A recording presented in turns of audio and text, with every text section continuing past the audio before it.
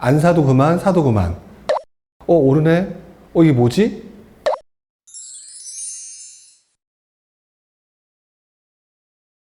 그러니까 제가 아까 뭐라고 얘기했었냐면은 처음에는 또라이, 선도가 들어왔다가 뭐 그 이후에 여러 사람들이 쭉 들어오다가 마지막에는 실수요자가 들어온다라고 얘기했는데, 제가 말씀을 드렸던 부분은 원래 당연히 실수요자가 사고 파는 시장이죠. 정상적으로.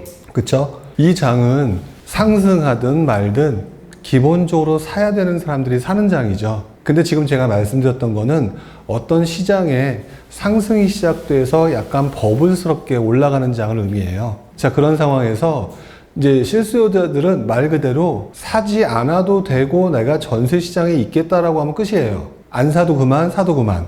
본인이 사야 된다고 생각하면 사는 거죠. 근데 상승장이 조금 지나치다 보면은 사람들한테 어떤 심리가 오냐면, 아까 제가 그랬죠. 질투하기 시작한다고. 그쵸?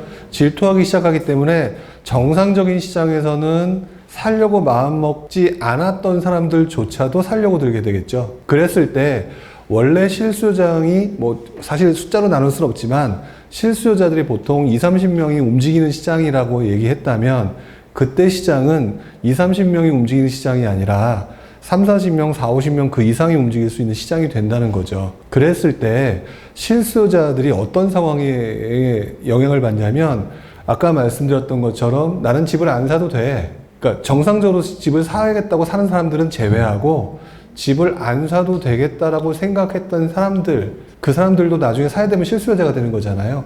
그 사람들도 사야 되는 시장화 됐을 때, 그런 장인 항상 상승장이 나타나거든요. 상승장 때 상승을 하게 되면 사람들이 오르지 않을 거야. 오르네? 이게 뭐지? 이러다가 살 생각이 없다가도 사러 들어오는 거잖아요. 이걸 보통 가장 극단적인 표현으로 버블장이라고 그러죠. 근데 그 버블장의 마지막을 누가 사느냐? 투자자들이 이미 살 만큼 샀단 말이에요. 그래서 투자자들이 돈이 없어요. 기본적으로. 살 만큼 다 사서. 근데 부동산 시장은 손발까지 묶이죠. 그런 상황에서 이제 남은 건 실수요예요. 근데 실수요에서 정상적으로 샀다 팔았다는 사람들은 그렇다 치고, 안 사도 되는 사람이라고 스스로 믿었던 사람들이 전세 가격 상승이라든지 아니면 규제에도 불구하고 계속 가격이 오른다든지 라고 했을 때 샀단 말이죠. 그러면 미래에 있는 수요를 지금 땡겨온 거거든요. 그쵸? 미래에서 언젠가 사야 될 수요가 지금 땡겨오면서 수요가 급증하면서 가격이 확 올라간단 말이에요. 근데 이렇게 확 올라가면 투자자들은 무슨 생각을 하냐? 앞으로 계속 오를 거야. 이런 착각을 하기 쉽거든요.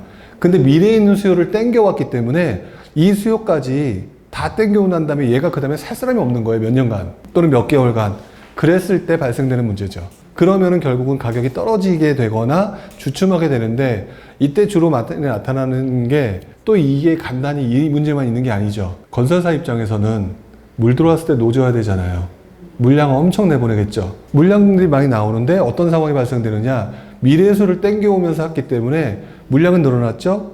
실수는 땡겨왔죠. 그걸 갖다 웬만큼은 커버해 주겠지만 그 공급 물량도 어느 순간 받아주지 못한 상황이 될 때 제일 많이 나타나는 현상이 미분양이에요. 그래서 상승장의 후반부에 미분양이 많이 나타나는 게 이제는 조금 꺾이는 신호가 될 수 있는 거죠. 근데 미분양이 발생됐다 그러면 또 물어봐요. 꺾이는 신호인가요? 이러고 물어보거든요. 뭐든지 추세예요. 미분양도 늘었다 줄었다 할 수 있거든요. 그러다가 그게 쌓여서 계속 늘어날 때, 그래서 저 같은 경우는 후반부에 미분양이라고 하는 걸 되게 중요시 여긴다 라고 예전에 아마 얘기를 했었을 거로 기억을 하는데, 그 이유가 바로 거기 있죠. 미래에 있는 실수요까지 땡겨와 버리기 때문에. 그런 장 때는 후반부에, 그래서 그때 버블이 오는 거고. 근데 잘 생각해 보세요.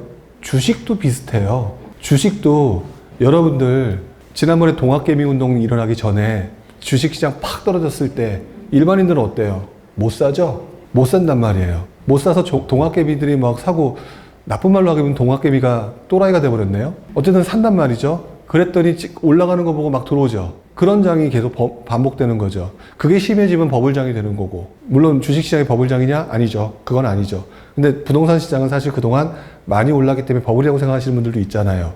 하지만 그 버블이라고 하는 거는 언제가 버블인지 모른다. 언제가 꺾일지 모른다. 근데 그게 그나마 좀 쉽게 할 수 있는 거는 실수요자가 더 이상 살만한 사람들이 없어졌을 때, 땡겨오면서.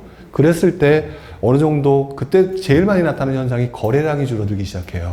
거래량이 줄어들면서, 그게 또 주식도 비슷해요. 거래량이 줄어들면서 가격만 올라요. 상식적으로 말이 안 되죠. 거래량이 줄어들면 가격이 떨어져야 되는데 관성이 있어서 비싼 가격에서 마지막 남은 몇몇 사람이 사주는 거죠. 그런 현상들이 비슷해요. 그래서 저는 부동산 투자도 주식 투자든 일반 자산 투자든 비슷하다고 보는 입장이에요. 근데 그런 개념을 갖지 못하고 그냥 무작정 돈 된다니까 우르르 몰려 들어오는 거. 그게 가장 큰 문제인 거죠. 물론 저도 옛날에 그랬고. 조금 이해가 되셨나요?